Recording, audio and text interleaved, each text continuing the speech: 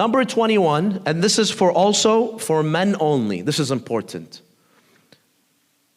Traveling while you are under a shade. Traveling, moving while you're under a shade is haram. They call it in Arabic at-tadlil. Meaning, يعني if I am moving from point A to B, نعم, in a car or walking. Let's talk about both. If I'm walking, you're going to have to walk, especially in, in Umrah al-Tamattu', probably not. We try to do it all at night. But in Hajj al-Tamattu', the day of Arafah, right? Sometimes you're going to have to walk, like from Arafah to Muzdalifah. Or the day of Eid, when we have to go and stone the shaitan. Many times you have to walk for like 2 hours. The sun starts annoying you. Can you use an umbrella? No. You'll see a lot of Hujjaj using an umbrella. This is for men only, not for women. They use the umbrella not from the rain, but from the sun. Because remember, this year, the average temperature during the day is going to be between 100 and 110.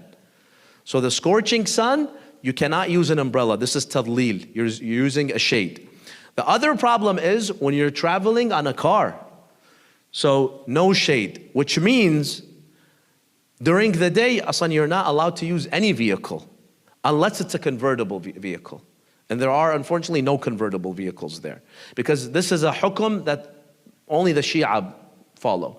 So because the mainstream Muslim Sunnis, this is not haram for them, they don't care about convertible cars. If it was controlled by Shia, they would bring a bunch of convertible cars and trucks. And you will see, I used to see this before, some buses that were convertible.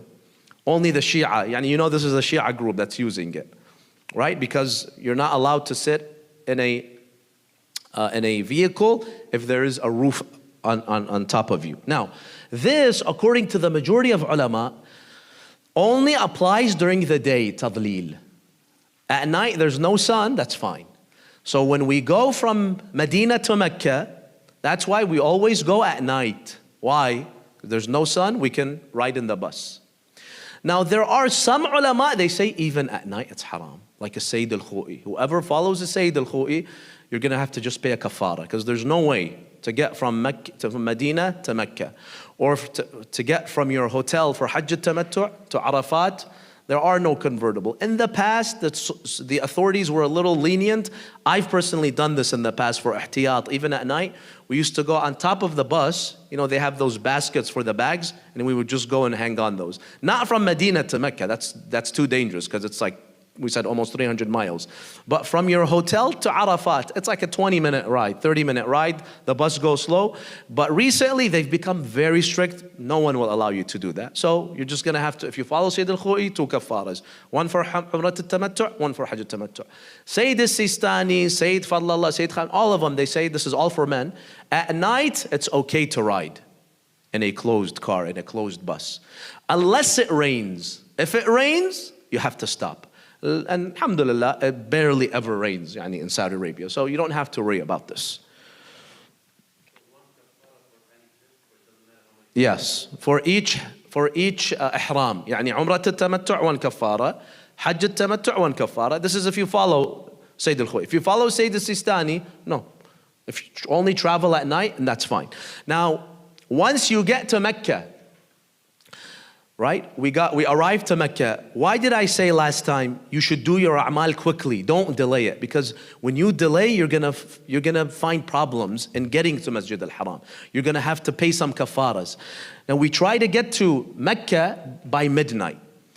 We give usually the Hujjaj 30 minutes, get ready, do wudu, use the restroom, and then we try to finish all the a'mal before Fajr. Why? Someone says, I'm gonna go sleep. After Fajr, I'm gonna go. How are you gonna go from your hotel to Masjid al-Haram if the sun is out? You're not allowed to ride a car anymore. For the men, طبعا. You're going to have to find a wagon, right? You're going to have to find, I don't know, a convertible car. We won't find any. Or a pickup truck, and the driver is probably not going to allow you to sit in the back because it's illegal. So the faster تخلص من أعمالك, the better. Do not waste. Trust me. This is one of those times where you should not be patient. Trust me. The faster you can finish your a'mal, the better. Or else you'll end up paying some kafarat. And this is an issue that some of those people that said we're going to sleep, They woke up the next day, they don't know how to get to Masjid al-Haram. You either have to walk for like 2 hours, or you're going to have to pay a kafara. You came all the way from Medina, no kafara, because it was at night. But now for this 5 kilometers, for this 3 miles, you're going to have to pay a kafara. So that's why, finish your a'mal quickly. طيب. Next one. Number 22. So bleeding. Any intentional bleeding is haram. Be careful not to make yourself bleed. So no, donating blood testing, any of that is haram. Now, if it happens unintentionally, that's fine.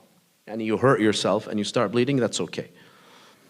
Number 23, nail clipping, haram for men and women during the state of ihram. Number 24, removing a tooth. This is haram unless it's for a medical necessity. And the last one, carrying a weapon. And like I said, these aren't really relevant. Now, any one of these 25, brothers and sisters, if someone has a medical reason why they have to do it, it becomes halal, ba'ad اضطرار. It's a necessity, it becomes halal. Not only does it become halal, you don't have to pay a kafara either, except 2 things. Except 2 of these 25. Even if you were exempt, you had an excuse, a medical excuse, it's halal for you, you still have to pay kafara. What are the 2 things? Tadleel, which is when you travel. For men, when you travel during the day, or if you follow Sayyid al-Khoya at night, even if you muftar kanat, you had no other way, you still have to pay kafara. It's not going to be haram. You still have to buy a sheep, slaughter it, and give it to the poor. And the second one is labsul makhit, wearing sewn clothing. So let's say you had to wear something that has stitches on it, not including the belt and the slippers. We said those are exempt. Or I forgot unintentionally, and then I realized, I'm still wearing my underwear, my underpants. You're going to have to pay the kafara, even if it's not intentional, even if I'm excused. All the other ones, the lotions and every one of these that you saw, if it was a necessity, khalas ba'ad. Allah subhanahu wa ta'ala is lenient when it comes to necessities. And the kafara, what do? The kafara anywhere in the world, in Lebanon, in Iraq, in Iran, here, just have someone buy a sheep, slaughter it in your name, kafara, and give it to the poor. Very basic, very simple. No. Usually you take care of it after you come back.